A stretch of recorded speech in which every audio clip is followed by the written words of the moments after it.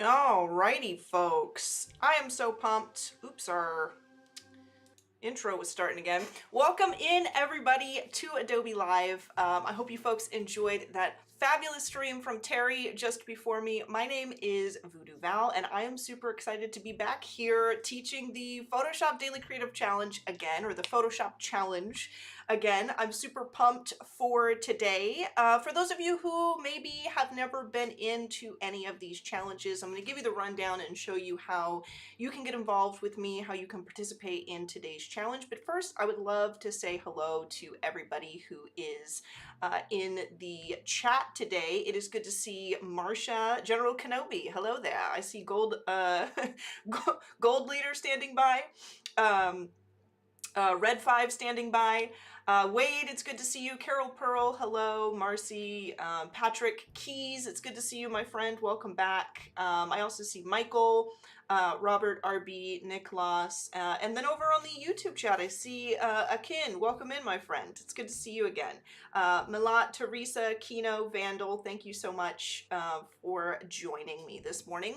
So let's pop over here and kind of show you folks how you can get involved. So if you would like to follow along with me, we will have some links in the chat today to kind of give you a direction to go to find your starter files and all that good stuff. But if we pop over here to the screen, you will see on your Behance page, which probably looks a lot like this, right down here, just above our schedule, you will see we have links for you. You can grab starter files with this link here.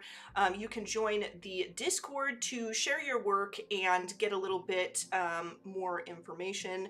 If you need any help with your work today from our mentors, and you can also find more challenges here. So if you click, we'll come over here to our Daily Creative Challenge page, just on behance.net/challenge/Photoshop. You will see that this challenge runs from April 1st to May 3rd. You can sign up for the challenges. We've got a few little steps here to show you kind of how that works. And you can see that all of these challenges are going to be unlocked as we get through these days. I'm going to be here every Wednesday until the 3rd. Giving you guys the rundown, and today our first challenge is making waves, which we will get into. And if you would like to follow along, that link to the starter files will bring you to a Dropbox where you can download what we are working with today. So let's go ahead and just pop over here into Photoshop and get started, shall we? So your Create Waves challenge number 1 says use the Curvature Pen Tool and provided elements to create a wave-like mini poster. Open your Photoshop file with Adobe Express and use the motion tools to create an undulating animation for an aesthetic social media post. So all of these challenges that I'm going to be working on for this month are going to be things that you can basically use to create some really cool Adobe Express animation templates. If you folks have sort of explored Adobe Express a little bit already, then you probably know what I'm talking about. But if you don't, we will be diving into Express at the very end of this stream so you can see just how creative you can really get with custom elements and custom project files in Adobe Express, which should be super cool. So let's take a look at what I've got prepared for you folks today. I'm gonna snag my bump my layers panel here so we can take a look. You'll see there's a little folder here with info, which you can toggle on and off if you want to hide the text, which we will do for now just so that we can take a closer look at our assets, and I will open that up. So we've got a little color palette up here for you so you folks can take a peek at all of the colors I'm using all in one place. I've got a border here where we have our waves sort of centered. We've got a sun in the back, we've got our blue background, and then in our waves folder you'll see that even though this looks like one little element, these are actually broken down into several different layers because we want to be able to make them move later on. So how do we do this? Looks very Dune-ish, I suppose. Ooh, Keys coming in with the secret information. Yes, yes indeed. Hello there, Ashley Osborne. Welcome in. Thank you so much for joining. Let's go ahead and kind of dive into what we're going to be doing today. We're going to turn this, like I said, into kind of a mini poster. We're going to add some texture. We're going to get fancy with it. And there's a lot of ways to do this. I'm sure, surprising nobody, we will be using the dissolve brush today, but I'm going to show you a bunch more tips and tricks for how to get that done. So we're keeping all of these separate, and I do have the waves put in here just in case you want to follow along with me while we're live and can't make your waves as fast as I do. But I do actually want to hide our waves just for now because we are going to dive into the Curvature Pen Tool so that you folks can get comfortable using it yourselves. So the Curvature Pen Tool will be right behind the actual pen tool. If you hit P on your keyboard, which is the shortcut for that, you will probably select into the pen tool. Which looks a little something like this. If when you select P on your keyboard, you just have this strange little cursor, that is probably because you have caps lock on, so go ahead and turn caps locks off unless you prefer to look at it this way. And if you folks have experimented with the pen tool, then you know that creating shapes with the pen tool can be a little awkward. This is one of those tools where some people either love it or hate it. It takes a little bit of practice, a little bit of finesse to really get going with it, and sometimes it can be a little frustrating, especially when you're making organic shapes. And I don't know about you, but I used to, you know, click and drag and try to make like really nice curved pieces. But the problem with this is as I started to make organic shapes and things with it, what I was left with was things like this. If we zoom in here, as I tried to make these curves, little strange divots because I didn't quite get the curving perfect and all of that, and it left me feeling a little frustrated and maybe like, you know, I didn't really know what I was doing. Using the Curvature Pen Tool can cure you of this. And I'm going to go ahead, let's go ahead and delete that. And I'm going to snag the Curvature Pen Tool and we'll see what we can create with that. I'm also, let's go ahead and I'm going to change my fill to one of my orange colors. You can select a color from your color palette here, or you can see I've been using a lot of these colors already, so it'll work just with my recently used colors. But I definitely want to fill this with an orange, so I'm going to come over here, right click my pen tool and hit Curvature Pen Tool, and this works a little differently. So let's go ahead and check this out. I'm going to do this underneath my border layer, and if I just tap here and tap here and tap here, you can see this is going to start creating for us a very smooth, very, very organic, lovely looking shape, which is perfect for our project today. And then I'm just going to bring it around here. I'm not going to be fancy with it. I'm not going to be special with how I first lay out the shape, because I can edit it afterwards and it will continue to stay smooth and lovely for me. So if I come in here, I'm just holding Control on my keyboard, which I believe it's Command if you're working on a Mac. And you can see as I start to alter this, as I start to move it, it adds another couple of points to me, to this for me, and it keeps it looking very smooth, very nice. So if I want to start to edit these, I can edit more than one point at once, or I can make sure to select just the one point and I can start bringing this down. You can see it'll start to edit itself as I go along, like I mentioned, just to keep everything very nice and flowing and organic and wonderful. And this really, really helps me get through these moments where I need to make a really lovely wave shape, something like a blob, you know, design elements and things, and keeps it super nice. And what I did to create all of these waves that you see in here is I kind of created these shapes, and then I did rasterize my layers. And come into my border and do a little selection, and then I just duplicated. And you don't have to do it this way. You could, if we go back, because if I hide this, you can see I've just selected only that out of my original shape here. Like I said, there's a lot of ways to do that. You could, if we go ahead and go all the way back until this is a shape once again, you could also, if you wanted to, convert this to a smart object, and then you could use masks. So let's come back to our border. We can select this, and then I can reselect my shape layer here and just go ahead and hit mask, so that when I hide this, you can see that that is still working with the shape of our border here. But if I decide that I'd like to double click this and come back and work with my shape, I totally can. I'm going to go ahead and use the waves which I have created already, because I definitely don't want to spend too much time going through all of this just yet. But we are going to experiment with some really awesome ways that you can personalize a poster, adding lots of texture and things to make this really beautiful before we add it to Adobe Express, because there are plenty of elements and things that you can utilize within Express. There are so many stock images, ways to use generative features to generate your own assets. You can go into shapes and media and all kinds of things. But if you're really looking for a personalized way to create posts there, this is the best way to do it, in my opinion. Let me check out the chat real quick just to make sure nobody is asking any questions. Blue Worker Bunny, welcome in. Thank you so much for joining us.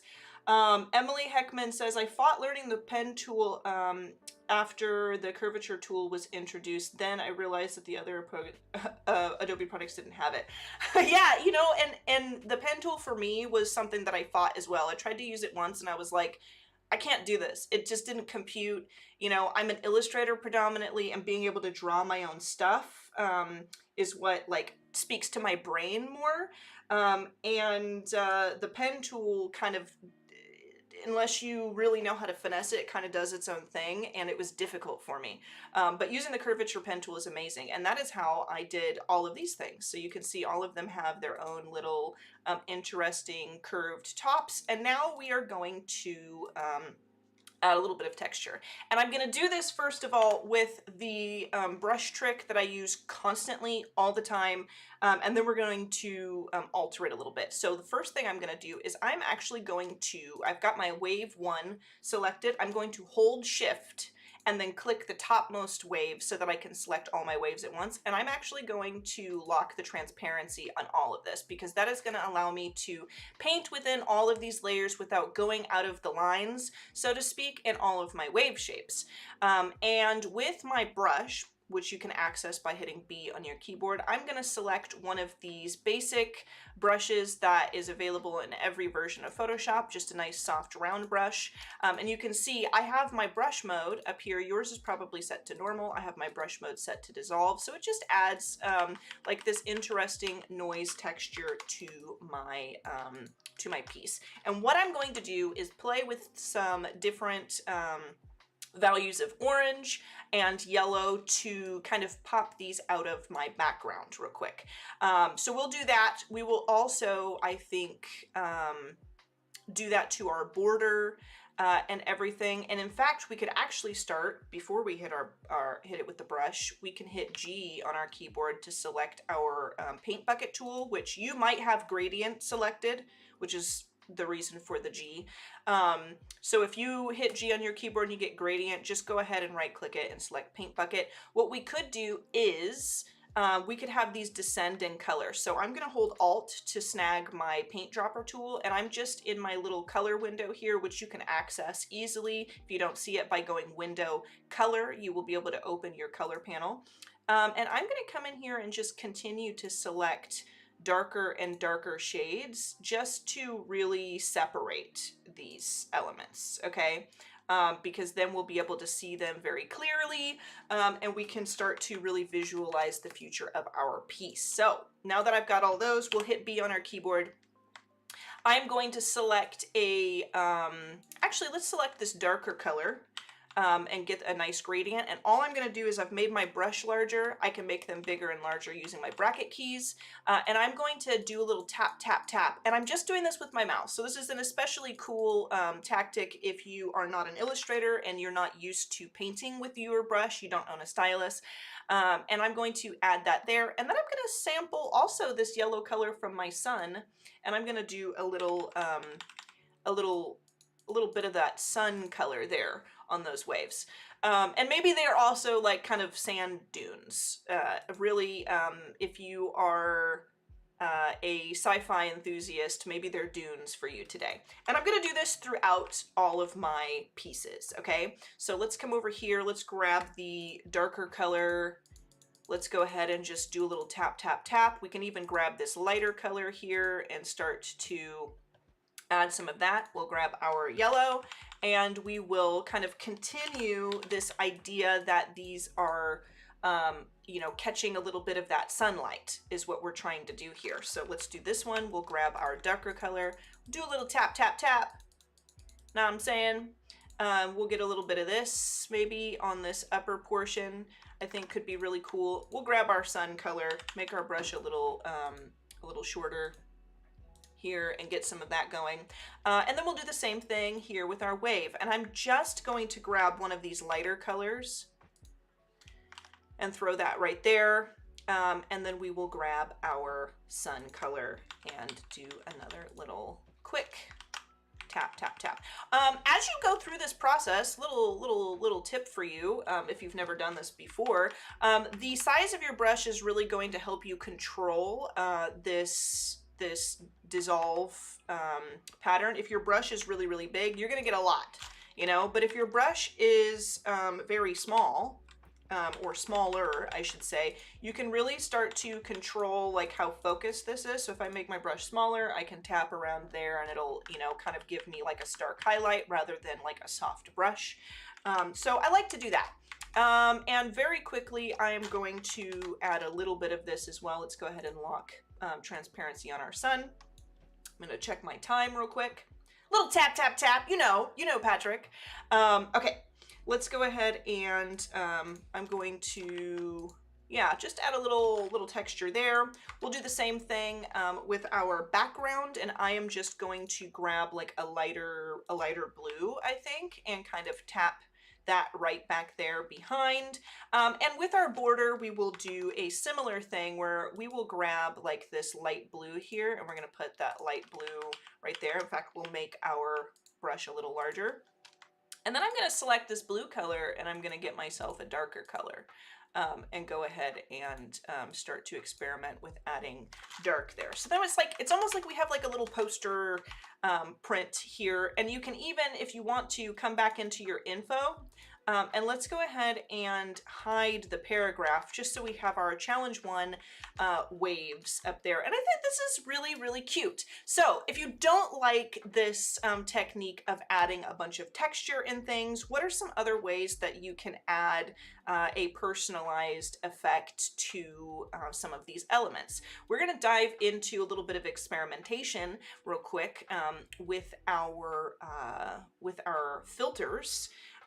And this is how I'm going to do it. I'm just going to go ahead and hide these that we've done. We'll just take a peek at our wave in the back here. I might even, honestly, add, let me sample this color. I might even add just a little more texture. Now, I'm only doing this because I understand that we really are not going to see we're not going to see this because it's going to be behind all of the other waves, but let's go ahead and just add a tiny more texture for the sake of the fact that we can all see it here together. I might even make my brush a little bit smaller. Cool beans, as the cool kids say. So we've got all of this interesting texture. Now let's explore with some ways that we can personalize this. So there's a lot of filters that I really, really love to use. And when I say Photoshop filter, some of you are probably thinking about stuff like the filter gallery, the paint daubs, the plastic textures, the poster edges, and all that stuff. And Honestly, I actually like those if you use them in conjunction with some other effects. So what I'm going to do is apply some other effects first, and you can explore a lot of these down here, specifically one which we will get into further on in our challenge set, which I really love to use in the Distort and Wave portion here. Now you'll see that what this does is like it's adding like this really cool, interesting texture to our piece here. And honestly, it would be cool maybe if we did this. I'm gonna duplicate this wave and I'm gonna hold Control-Alt-G and I'm gonna make this a clipping mask. We're going to clip it so that nothing I do to this, you know, nothing I have on this layer which is clipped will go out of the lines. It's very similar to locking transparency, but not quite. Because when I did that just now on the layer with the transparency locked, it keeps our shape and it shows those dark portions where we're warping our piece out of that portion of the canvas, and I didn't really like that. So let's try to do it this way. Let's go to Filter, we'll go to Distort, and we'll go to Wave, which is very appropriate, I think. And let me grab, kind of change our number of generators. You can see it really starts to go crazy and distort a lot here. I don't want it to be too wild, but we can like kind of edit the wavelength. Let's do, yeah. Like a little craziness, a little bit crazy, and kind of add this vibe like it is a wave of sorts. We can kind of change the scale up a little bit. You could also, like if you wanted to, you can add some waves coming upward, but what my goal is here is to kind of create wavelengths that look like they're still going in the same direction as the general shape of my elements, because I do want to keep that vibe. So we can go ahead and say, okay, add like this sort of texture. We can Control-T or Command-T if you're working on a Mac and sort of free transform it. I know we've got just a few minutes here, so I don't want to take too long before we jump into our Adobe Express.